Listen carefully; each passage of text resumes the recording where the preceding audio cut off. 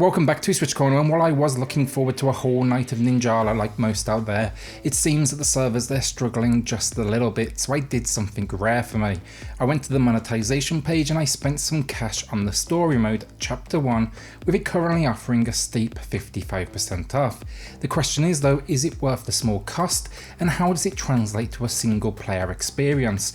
Well, that's very much what I'm here to answer, so hit subscribe if you love the Switch, much we all do here.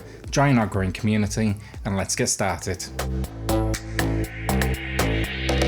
So this, it won't be my usual review, consider it more a quick fire look because it is a very short experience, lasting in the region of an hour to an hour and a half. Story here though, it's following Fan, a ninja in training who carries out missions at the command of his master. This is the idea, ninja aliens, they invade the planet and it's down to you to clean these streets, whether it's stealthing your way around the world and collecting scrolls, to saving school kids that the aliens just seem very keen to destroy. While there's very little to the story, they've handled it, I've got to say, really well with like cartoon cell style sections.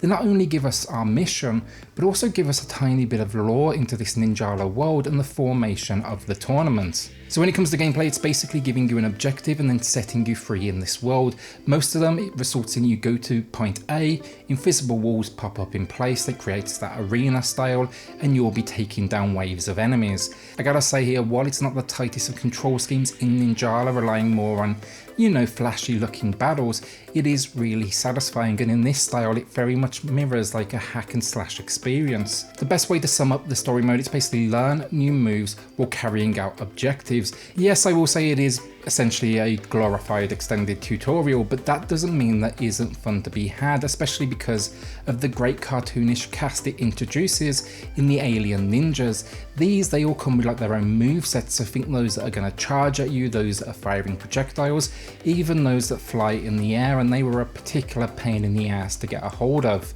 I think my favourite part of all of this though, the three bosses who you face, they not only change up the formula, but it's by far the most removed from what you're going to find in the online experience. These enemies absolutely tower over you. One is in fact bigger than the buildings themselves. For the small price I paid, I gotta say I'm impressed with the content. It's not going to challenge you, it's not intended to be difficult. You will die a decent amount, don't get me wrong, but before you know it, the game's respawning you and throwing you straight back into battle. It's all about like that high energy and pace of play. This is a small side experience, and in that sense it absolutely works. If you do say want to ramp that difficulty though and test out your skills, each of these episodes even comes with a hard variation. The graphics and audio, then you've seen the multiplayer, it's the same. It's taking place in Eagle City, one of the two maps currently available in game. Visuals though are great, the enemies, they're fun, they're really well animated for such a small add-on, and it just, I gotta say, kind of goes to show they're putting some real effort in here, especially when you come up against some of these bosses and you realise these are fully thought out in their like movesets.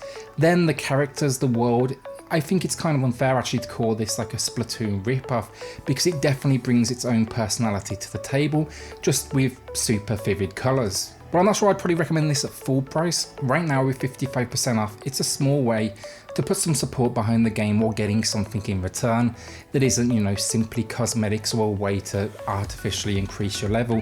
Sadly, something Ninjala does have. I think Ninjala could be really good stuff though, and if this first chapter is anything to go by, this single player experience actually might be worth keeping an eye on. It just depends now how long they try and keep this going with episodes and, you know, milk it, because at full price, $10 a pop after the initial discount, these could add up to a decent chunk of change very quickly. As packages go and add-ons for these multiplayer experiences, I really do appreciate this one. The alien design's fun, the missions they send you on are entertaining or kind of like educational when it comes to mechanics, and yeah, I think for the money it's absolutely worth it. With that though, it's now time to get into multiplayer, and I absolutely feel more prepared thanks to this experience. I even have a few exclusive cosmetics that I'll get to show off as I jump into battle. My only real complaint with Ninjala so far, honestly, it's not even related to this content, but please make the main menu easier to understand, because I am absolutely lost half the time where I'm supposed to be going, and I swear every button I press leads to something that I can spend real world money on. It's too early, let's see how much the game has to offer first before you start asking for our bank accounts. Thanks for watching, let me know if you have any questions around this single player experience in the comments below, and hit subscribe if you're new here, join our growing community. I'll see you all on the next video. Thanks everyone.